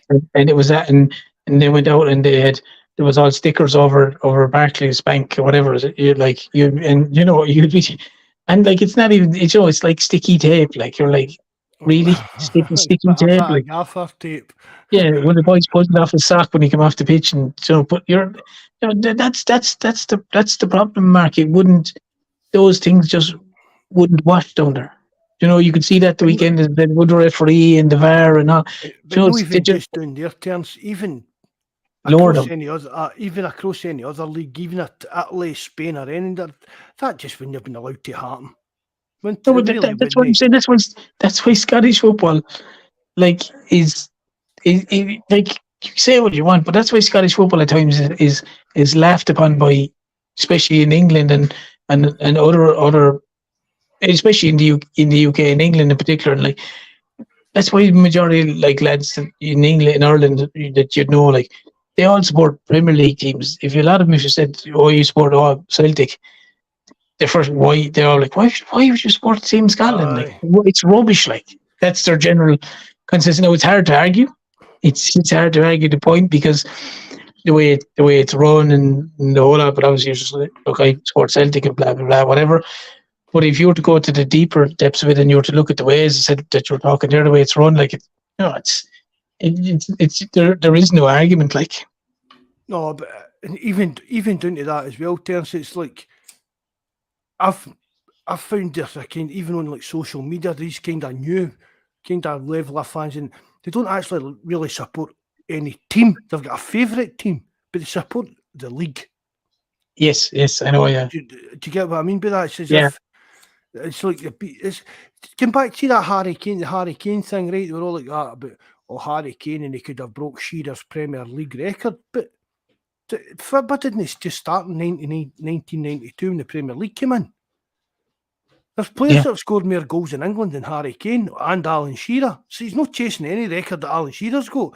It's like, that's the old argument, like the Chris Boyd and Henrik Larsson story. Do you know what I mean? Chris Boyd he was a top, I don't know what was it, but it was just the actual name of the league at the time. He was the top goal scorer. Yes, you know I know. It's just pure, just, is it pedantic? Pedantic, is that the word? Yeah, it is, pedantic, Just trying to hype something up that doesn't actually exist as much. I mean, don't get us wrong. If you're scoring more goals than Alan Shearer, you've had a good career. But just being the top Premier League goal scorer or Alan Shearer shouldn't make it shouldn't be more appealing to you than going to a team like Bayern Munich and the chance to win trophies and Champions Leagues and stuff like that. An absolute nonsense that people argued with that and looked down their nose that Harry Kane had went to Bayern Munich. Oh yeah, look, as I said, it's you have to understand it's the Premier League, and I can understand it. People see that as the be all and end all, and look, in a lot of people's eyes it is, and it's a fair point. But as regards Celtic and Scotland and the whole lot, they're just light years behind in the whole season ticket thing and that whole season fiasco. Just just shows how bad it really is. As I said, that for me, the best thing should be for Celtic is to just hit the ball straight back to the SPFL and say, right, what is this reasonable amount that you say we need to give them? Well, but if I was Celtic, Mark, I'd come out with a statement, and I'd come out with whoever is Michael Nichols or even Peter Lawwell, he's chairman. Let him come out and say his piece, and say, because he's a good man to speak and he doesn't cut any corners, and say X, Y, and Z, and say blah blah blah blah. We've contacted the SPL or the SFA, and we've asked them. We're in discussions as to what is the amount of tickets, a reasonable amount of tickets that we need to supply for this fixture. And then. And then they need to come back with an answer then. Aye. And then that's the criteria when it comes back to, well, that's how many tickets we need for Ibrox then. Yeah. And then that's a marker laid down. And then like you said, if the Scottish FA come back and go, well, you should be giving Rangers 1,400 tickets, we just say for argument's sake. And they go, grand, that's fine. So that's the amount that we should be getting. That's the reasonable amount that should be given for an away fan. Yeah, grand. But we should be getting 1,400 tickets for the next away game. And when Rangers turn around and say, oh, we can only give you 700 tickets, then you turn to the SFA and go, hold on a minute. You said a reasonable amount is 1,400. We've given 1,400. We've been in goodwill. Now they're telling us they can't give us 1,400 tickets. What are you going to do about it? Aye, I totally agree with that, too. You know, they just need to come out and put a marker down at this now, Mark, because they'll wind up being the bad guy in this if they leave it go without saying anything. I know what you're saying with that, but again, I still think it's they'll let your enemy blabber his mouth off and when he's digging a hole for himself, because that for me they're digging a hole for themselves for this. Well, I agree that they're, and I have no problem with Celtic, but I just think Celtic need to say something.